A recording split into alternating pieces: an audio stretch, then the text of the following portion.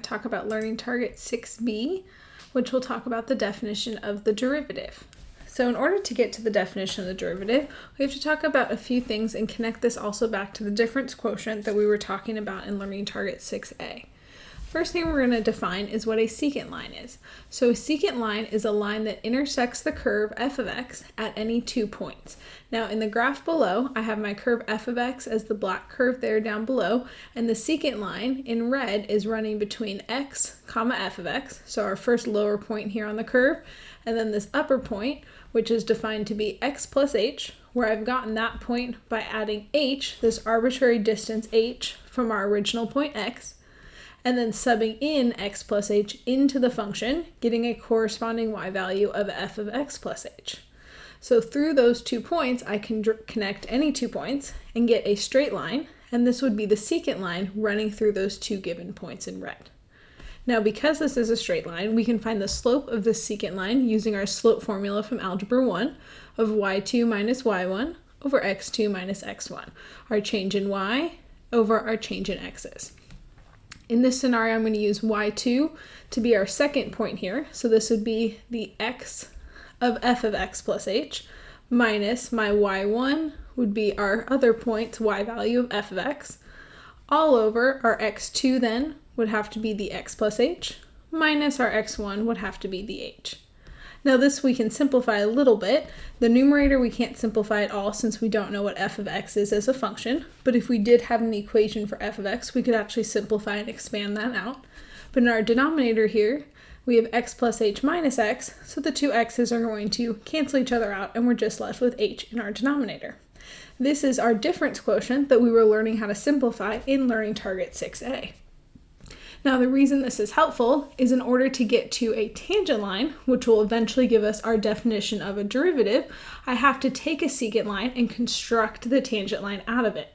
Now the difference between a secant line and a tangent line is a line that intersects our curve at 2 points. A tangent line is a line that touches or grazes the curve f of x at a singular point. And we can see that in the diagram down below. In red again, we still have that secant line. And in blue here, our tangent line is touching the curve f of x just at the singular point x comma f of x. So that would be the tangent line at that point. Now how we get that is constructing how to take 2 points and actually make them into one using our ideas that we actually have from our last unit. So how we construct a tangent line is we construct a tangent line from a secant line by decreasing the distance between x plus h and x. If I start to make x plus h closer to x by making h ultimately very, very small and having h approach 0, then these 2 points from my secant line are going to get closer and closer together because as h becomes a smaller distance, let's say I now half the distance of h, this new point would be closer on the curve to my original point x comma f of x. Now if we continue this idea and make that 2 points closer together, we're ultimately taking the idea of a limit, and the limit that we're taking is as this distance h approaches 0.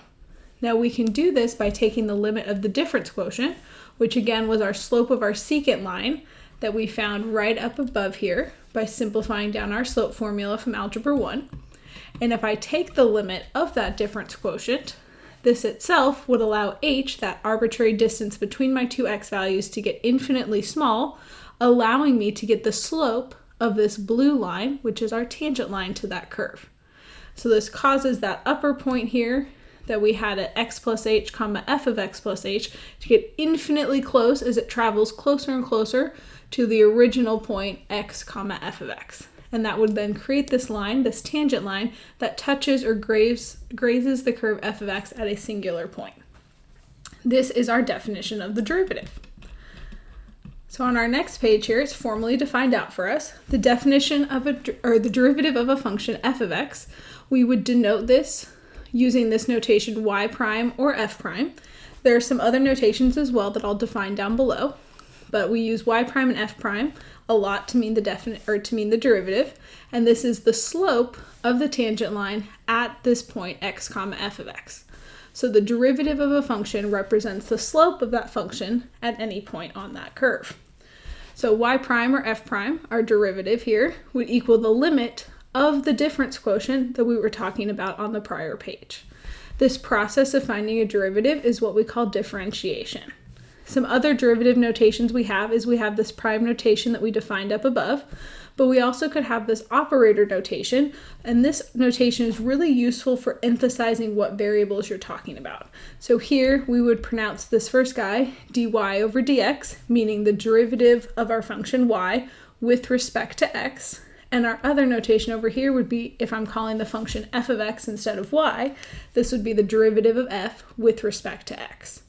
And again, this becomes super helpful as you start to look at applications of derivatives, because maybe we're no longer using x and y as our variables, but maybe I have a motion problem and we have time as our independent variable now, and we need to emphasize what variable we're taking the derivative with respect to. In our class, we are going to use both interchangeably so that you become more and more familiar with this as you move on through your calculus courses. So to re-emphasize that definition again, the derivative of a function, f of x, which we can denote by y prime or f prime, is the slope of the line tangent at a point on that curve. So the derivative is the slope of the tangent line at that curve. And again, this process of finding a derivative is what we call differentiation. We're going to go through quite a few examples of varying functions using this definition up above and construct out by taking the limit of the difference quotient and figuring out what our derivative will be. So on our first problem here, our function that we're given is f of x as 9x squared minus 5x plus 8. And we want to find the derivative of this function. I'm going to start by using the prime notation. So we're finding f prime of x. Now the derivative is equal to the limit of the difference quotient. So I've got to start by setting up my limit as h approaches 0. In our numerator here, we have f of x plus h. So this first part here would be replacing all of our x's with x plus h. So I'm going to get 9 times, instead of just now x, we're replacing the x with x plus h. That whole thing is squared from the original function, minus 5. And now in place again of the x, we're going to replace that with x plus h. And then we still have the plus 8 as part of the original function. That first part right here is just the f of x plus h. Now we need to subtract off the original function f of x, and I'm going to do that in green so we can see the distinction between, in purple here, f of x plus h minus, and then our original function f of x would be 9x squared minus 5x plus 8. That whole thing is all over in our denominator h. Now, right now, if we were to try to direct sub to take this limit, we're going to have an issue because we would be dividing by 0. If I direct sub into the numerator, we'd also have 0 and then 0 in the denominator, and that would be one of our indeterminate forms that we talked about in our limits unit. And we know that if we have a limit where direct sub leads to that indeterminate form of 0 over 0, there is some way to algebraically manipulate these.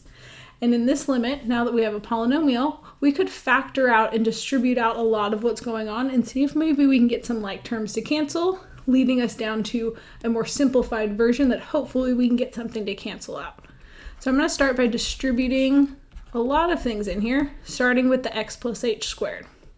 Now x plus h squared, just as a little reminder up here, is not squaring each individual term, but it's squaring the entire base. So taking x plus h times x plus h itself. Now in order to simplify this out, we need to distribute. We'd get x squared from our first term, plus from our inner terms I'm going to get x times h, and I'd get another x times h from multiplying both the outer terms and the inner terms. Since those are like terms, we could combine those as 2 times x plus h, since we'll get x times h plus another x plus h.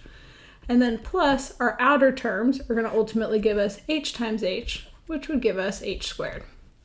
So that would be foiling out our x plus h squared. That whole thing is still times 9, which is why I have it in parentheses, minus, I'm going to start distributing out the negative 5. So we'll get negative 5x minus 5h. We still have the plus h, and then we can distribute the negative sign into the original function. So we'll get minus 9x squared plus 5x minus 8. That whole thing again is all over h itself. Now we can notice that some of these terms are going to start to reduce out, like the positive 5x and the negative 5x, the positive 8 and the negative 8. Those reduce out. Now, some other terms might reduce, but in order to see that, we need to distribute the 9. So I still haven't taken the limit, which is why I'm still writing the limit as h approaches 0. When we distribute the 9, we're going to get 9x squared plus 18x times h plus 9h squared. Now the 5x is canceled, but we still have minus 5h and then minus the 9x squared. All of that is still all over h. Now at this step, we can start to see more terms are going to reduce out. So we have positive 9x minus 9x squared, so those guys cancel. The remaining terms do not have any like terms in them, so I cannot reduce out or combine any of those like terms. So we end up with the limit of 18 times x times h plus 9h squared minus 5h all over h. Now at this step, if I try to direct sub again, I'm running into the same issue. I would have that indeterminate form of 0 in the numerator over 0 in the denominator, which means there's some way to still algebraically manipulate this. What I notice at this step is each of the terms that I have in the numerator all share an h in common. So we could actually factor out an h in the numerator, and we'd be left with 18 times x plus 9 times h minus 5. All of that would still be over h, and what makes this helpful is now the numerator is actually in factored form, and when I've got a common factor between the numerator and the denominator, those would reduce out, which would leave us with still the limit, because we have not yet taken the limit itself. We've just done a lot of algebra here, but we'd have in our limit 18x plus 9h minus 5. Since the h is reduced out in our denominator, this is all over 1, but dividing by 1 is not going to change anything. Now from here, direct sub will actually work out, and we're going to get 18x plus 9 times 0. Since we are taking the limit as h approaches 0, we are subbing in 0 for h, not for x itself. X is actually treated like a constant in this scenario since the limit does not affect the x's. And then we also have minus 5 as well. This can simplify down, and we're going to be left with 18x minus 5. That function right there of 18x minus 5 is equal to our derivative, or our f prime of x if we're using the prime notation. So to recap that, we set up the limit of the difference quotient from the start. Here in this first piece, this is all the f of x plus h from the first part of the difference quotient, minus, in green here, we have the original function f of x. Notice I need to put that in parentheses, and those are required here because that negative sign that's in the difference quotient needs to get distributed, and then all of that is all over h. From here, direct sub led us to that indeterminate form of 0 over 0, so we had to do a lot of algebra of multiplying, combining like terms, condensing stuff down. Eventually, we were able to factor an h out of the numerator once we reduced all of the like terms out, which then allowed us to use direct substitution into this limit. And again, since this is the limit as h approaches 0, when I have that 18x part, that limit is not going to affect 18x because x is going to be treated like a constant since that's not the variable that we're taking the limit with respect to. So as we take the limit with respect to h, that's only affecting the terms with the h. Everything else would be treated like a constant function, and we're then left with 18x minus 5. Okay, let's look at another example. So if we look at example 2 here, we have y equals 3x cubed minus 7x, and we want to find the derivative of this function. I'm going to use another notation here, so I could call this y prime, but I'm going to use the operator notation and instead call this dy over dx to really emphasize that I'm taking the derivative of this function y with respect to x. But that is equivalent to our y prime notation if we would prefer it. Now I'm going to rewrite the limit of the difference quotient up here for us to reference, but it is again the limit as h approaches 0 of f of x plus h minus f of x all over h. So the first part of this that we've got to set up is we of course need our limit. To get f of x plus h, we're again replacing all of the x plus h, all of the x's with x plus h. Now this function is called y, but another name for y again is f of x. So I'm still doing this composition of replacing these x's. So I'm going to get 3 instead of x cubed. We're going to get x plus h. That entire sum is being cubed minus 7 times x plus h. minus, now we need to subtract off the entire original function for that f of x piece in the difference quotient itself.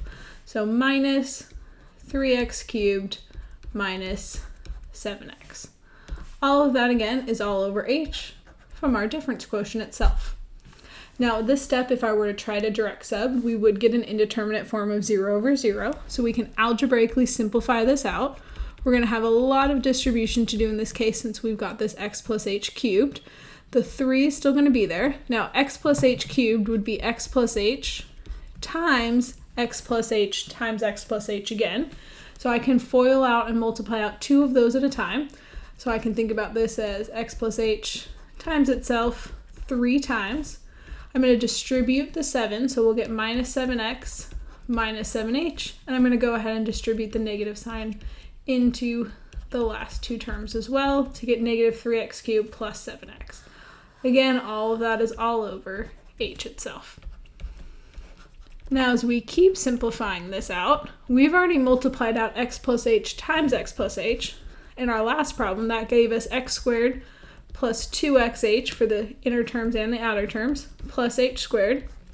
All of that is still times another x plus h.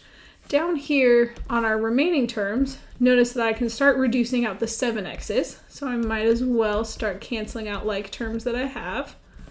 And again, all of that is still all over h. Now our last step here, we've got to distribute out the x squared whole term times the x plus h. So we're going to get x cubed plus x squared times h plus 2x squared h plus 2xh squared. And then multiplying out the h squared, we're going to get x times h squared plus h cubed. Still have the minus 7x and the minus 3x cubed. And now since we have this 3 in front, I also need to close parentheses after the h cubed, coming from my last terms there, the h squared times the h. All of this, all over h.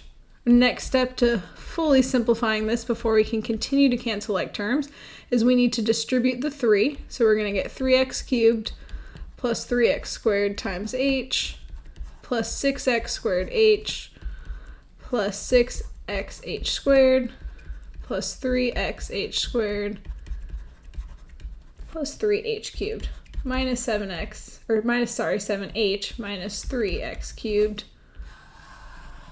all over h. Now at this point we do have quite a few like terms that we can start combining together, as well as a few terms that we can actually cancel out. So the 3x cubed and the negative 3x cubed are going to reduce out. For the 3x squared h, we also have a 6x squared h, so that's going to become 9x squared h.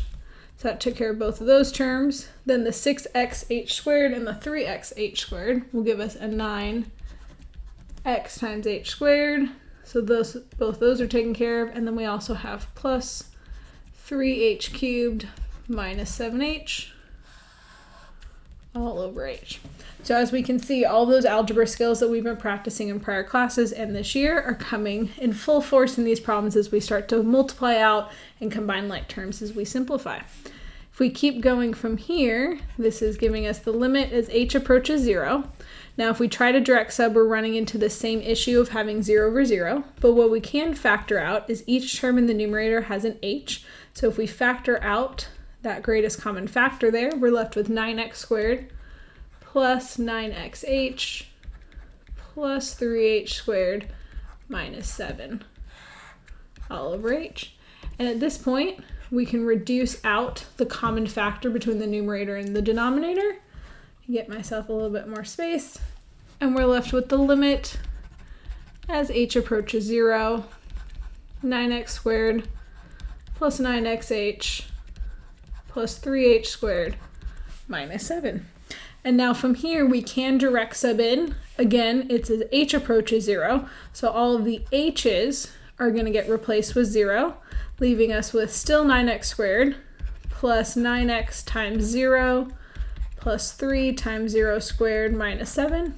Once we simplify that down, we ultimately just get 9x squared minus 7. And that would represent our derivative of our original function Again, we could use the y prime notation. We can also use this dy over dx, meaning the derivative of y with respect to x. Okay, let's look at another example. And in this one, we don't have a polynomial, we actually have a rational function. For reference, I'm going to stick the difference quotient up here so we can continue to reference it as we are setting up these problems. So in our first one, we've got y equals 4 over x minus 9. We want to find, again, y prime, or we could call this dy over dx. That would be our derivative of y with respect to x. This will equal the limit as h approaches 0. Now to get f of x plus h, we ultimately want to replace all the x's in here with x plus h. So we're getting 4 over x plus h minus 9. Minus, we have our f of x, which is our original function of 4 over x minus 9, all of that all over h. So our first fraction in the numerator is that f of x plus h, minus our second fraction is the f of x all over h. Now in this case, if we try to direct sub in, I'm going to end up with 4 over x minus 9 minus 4 over x minus 9, which would give us 0 in the numerator, all over 0 in the denominator. Now, unlike in our polynomial terms, I don't have anything that I can multiply out and try to combine like terms. Instead, I have to think about how could I simplify down this complex fraction. One way to do that is to get a common denominator in the numerator. And our least common denominator in the numerator would be x plus h minus 9, the denominator of the first guy, times x minus 9, the denominator of the second. Now, in order to make that a common denominator, I have to multiply each of the fractions by the piece that they're missing. So in here, our first fraction is missing the x minus 9 in the denominator, but I can't just multiply that through in the denominator. I also need to multiply that through in the numerator because I'm secretly now just multiplying by the number 1 itself, which doesn't change the value of our expression that we have here. For our second fraction, we would ultimately need that x plus h minus 9 in the denominator. But again, I can't just multiply anything I want in the denominator. I have to kind of counterbalance that by multiplying by the identical thing in the numerator. This will allow us to create one common denominator in the numerator. So we're getting 4 times x minus 9 minus our 4 times x plus h minus 9 all over, now that they have the same denominator, x minus 9 times x plus h minus 9. And all of that is still all over that value of h. And why this is helpful is we can start simplifying down that numerator up top. I can also think about what dividing by h is equivalent to. So I'm technically dividing by h over 1, and if I have a fraction over a fraction, I could simplify that down by multiplying by the reciprocal of the denominator. So I still have this original numerator here, 4 times x minus 9 minus 4 times x plus h minus 9, all over our LCD. But then I can now multiply this by the reciprocal of the denominator, which would be 1 over h itself. And that's going to allow us to simplify a lot down in a second.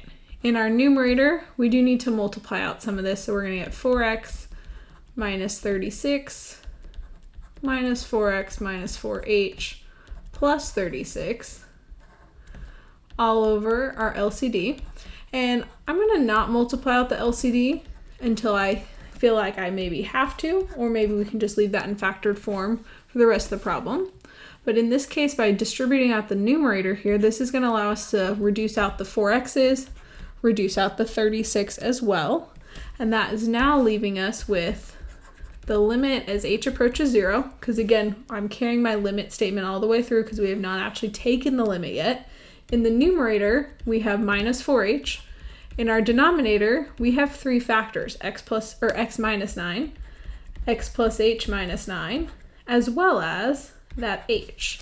At this point, this is now similar to what we were seeing with the polynomials, and this h over h can reduce out, leaving us with the limit as h approaches 0 of negative 4 in the numerator all over our least common denominator.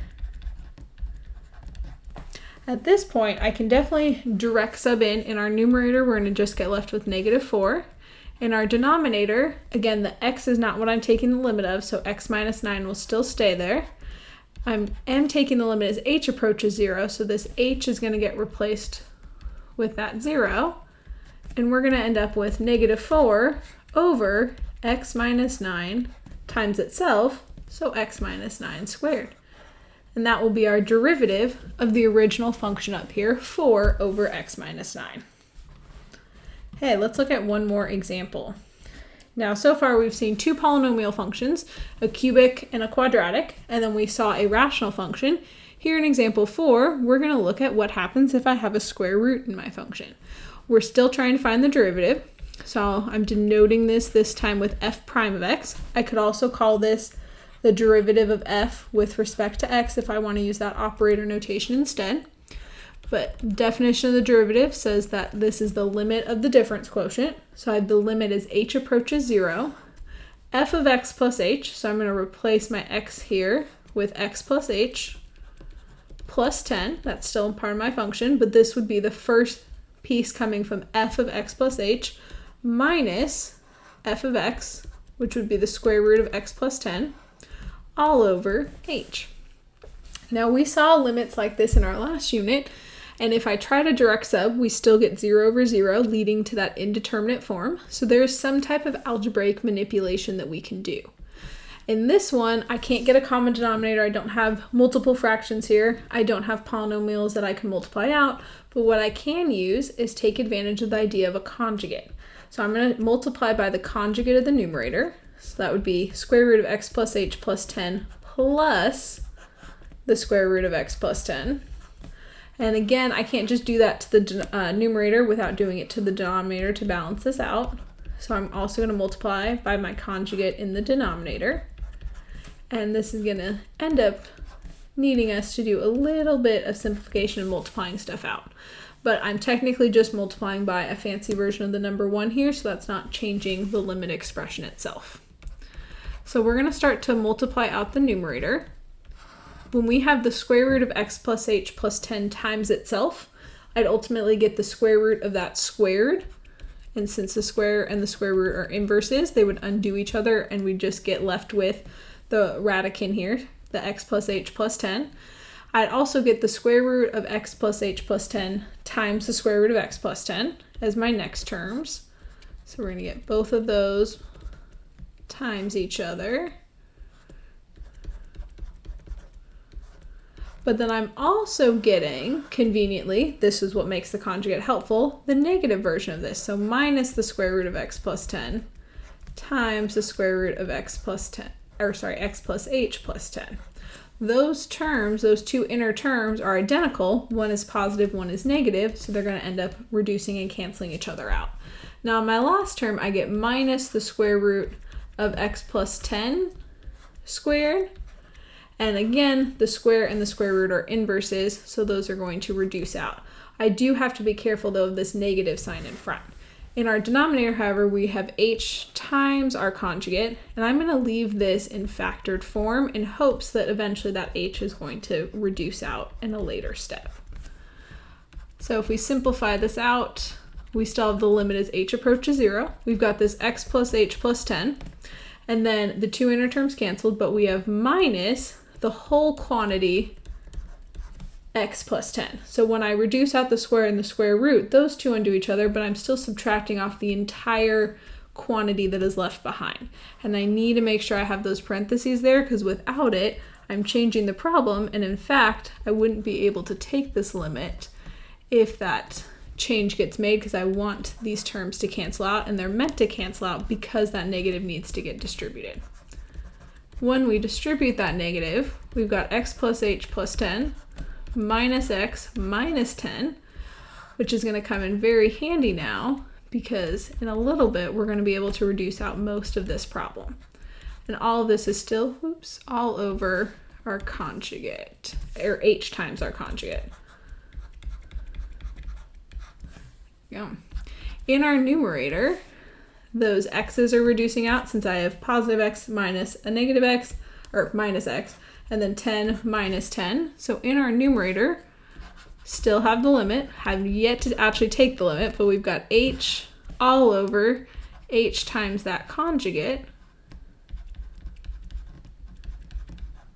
And like the prior problems have kind of led to, that h that starts off in our original difference quotient at some point has to reduce out if we've gone through the definition of the derivative correctly. If we get down here and these h's, that original h in our denominator is not reducing out with a common factor of h in the numerator, something went wrong in our arithmetic prior, which is a good kind of reminder for us to kind of check stuff as we're going along. So for example, if I did not distribute this negative here, that could have caused a huge issue because then the 10s wouldn't have canceled out, and that wouldn't have left me with h plus 20 in the numerator, and then I could not cancel those h's out, which is why little things like distributing negatives and distributing stuff all the way through, we've got to make sure to keep track of. So although these problems are taking us a lot of steps and we're using like half a page for one of these problems, doing all of this tedious algebra and taking the extra time to write it out is actually going to make sure that we're not making errors in the end. But at this point, since those h's reduces out, which is what we're after, I still have the limit. We're left with 1 in the numerator all over our conjugate of x plus h plus 10 plus the square root of x plus 10. And at this point, we can direct sub in. We are again taking the limit as h approaches 0. So the only thing that's going to get replaced with 0 are that h. And we're going to be left with 1 over the square root of x plus 10 plus the square root of x plus 10. And if I've got two things, get a little bit more space, that are the same and I'm adding them together, ultimately I end up with 1 over 2 times the square root of x plus 10. And that right there would be the derivative of our original function, f of x, which was the square root of just x plus 10. Now in this video, we went through 4 different examples of the difference quotient. We started off with a quadratic and a cubic polynomial, seeing all the foiling and factoring steps that were needed in order to reduce out like terms. We then saw in example 3, when we have to go back to our stuff about limits and talk about how to get a common denominator by multiplying by the missing piece that each fraction is needing. And then we also saw in example 4, where if I'm taking our function is a radical and I want to find the derivative of that, I'm ultimately going to need to use this idea of conjugates again that we talked about in our last unit. But I want to go back up to the top and really emphasize where this difference quotient is coming from. So in our definition of the derivative that we have here, this numerator is really coming from our change in y's that we had from our secant line. So this would be our change in y's over, although it got simplified down, this h was coming from our change in x's. So the definition of the derivative, or derivative in general, is again that slope of our tangent line, where we created that tangent line by starting with our secant line and morphing that further point, that x plus h value itself, as we make h get infinitely small. So as h approaches 0 and gets towards the x value itself, we can take that idea of the slope between the secant line, take the limit of that slope. So we're taking again the limit of our difference quotient here, and that would give us our slope of our tangent line, which in turn is our derivative. So the biggest takeaway from learning target 6b right now is what the derivative is. Of course, we want to know how to simplify it, but the biggest takeaway is that the derivative of a function is the slope of the tangent line at that given point.